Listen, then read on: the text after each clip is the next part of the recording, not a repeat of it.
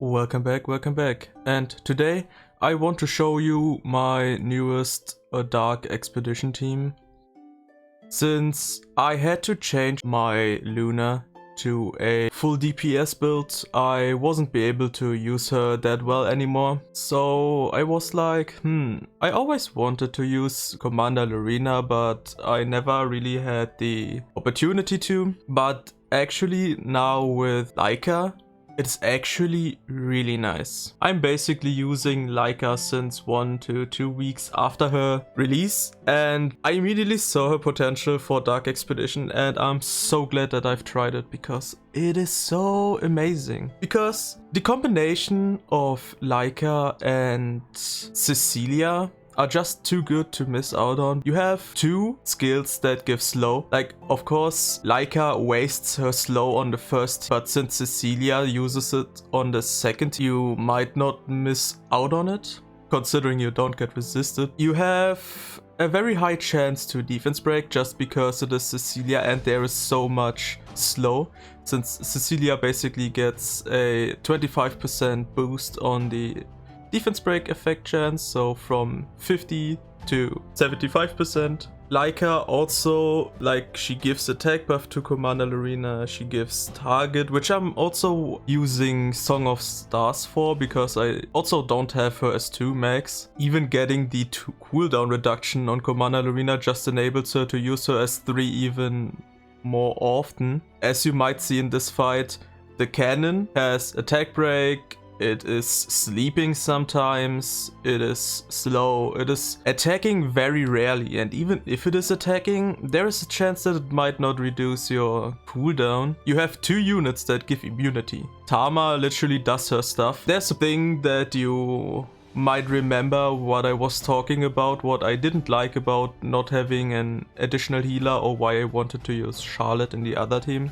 That is not having enough heals for the tank. Like if I was using Tamarinne on Magahar's Tome like I am right now. But the thing right now is, since there is attack break, there is sleep, there is reset, Cecilia gives herself a shield. There's so much that just contributes to the tankiness of Cecilia, or like the tank in my case, that it is very nice. Also, because of the attack break and sleep, your DPS gets more tanky too. Why do I like this more than running Iseria instead of Laika? As I said, slow. As I said, an extra attack with attack buff and cooldown reset. The problem, of course, is that unlike Iseria, you don't have the anti-buff, which can be a problem. But since Cecilia's S2 can remove it and Tamarinne's S1 if she is in her idol's form, there is a good chance to remove it, even though, of course, it won't always be ready when it happens, just like it did at the end of the fight. So yeah,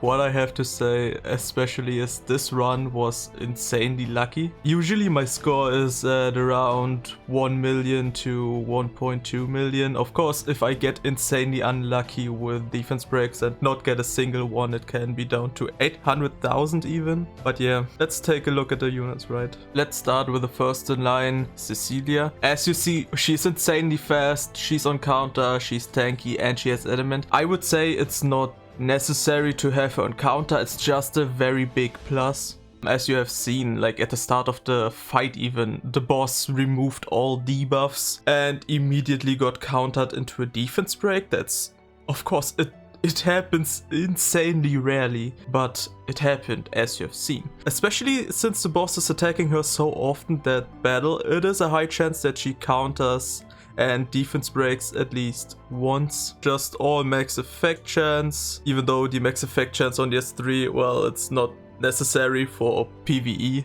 I've used her in PvP, that's why she has that there. Adamant, just to give more survivability for the rest of the team, even though that might not be too much necessary because she also gives attack break, and as I've said often enough, Laika sleeps. Just please don't use Aureus because the electrocute damage could be too much for Cecilia to handle even with all of these debuffs, and that could literally just kill her, so don't do that. Tama, just doing Tama stuff, a little bit of tankiness, a little bit of effectiveness, and a little bit of effective resist, because you don't want her to get reset and you want her to be able to remove the defense buff if it is still there, and Magahara's Tome just to cycle as much as possible.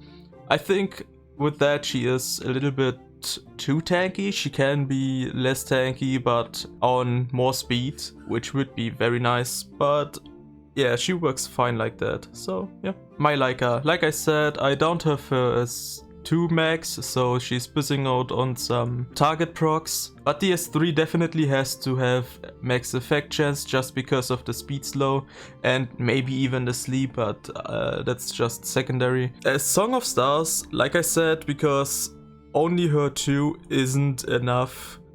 If you think it is enough and just want to go for more defense breaks, I guess you could also decide to go for the defense break artifact, the miscount file, or maybe if you think you have enough debuffs to begin with, Infinity Basket, since it gives you additional dual strike chance, so you might have a good chance to get an additional attack with Cecilia to get an additional defense break, or Lorina for more damage, or Tama to maybe proc it more often and get your idol's form faster.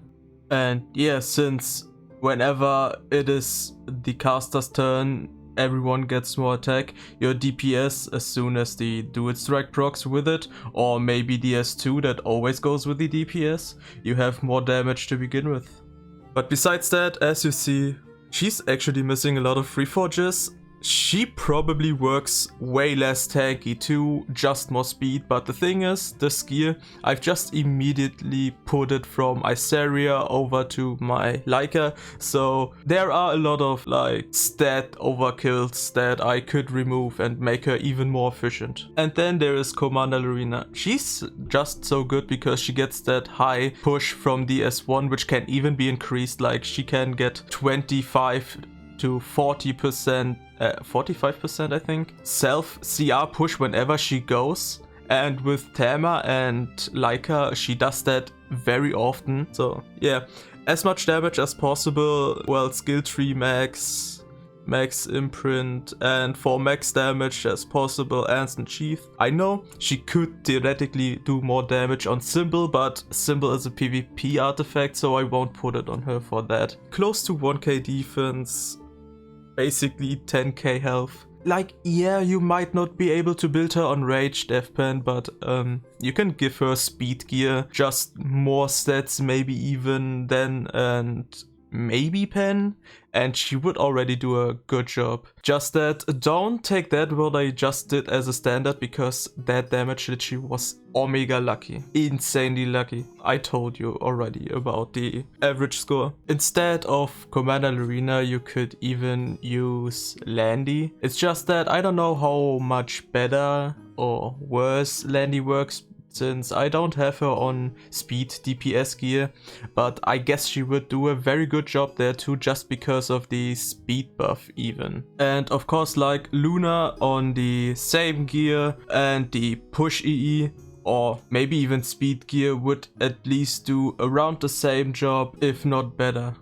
So yeah, maybe it helped you building a new team, maybe you get a better score. So see ya.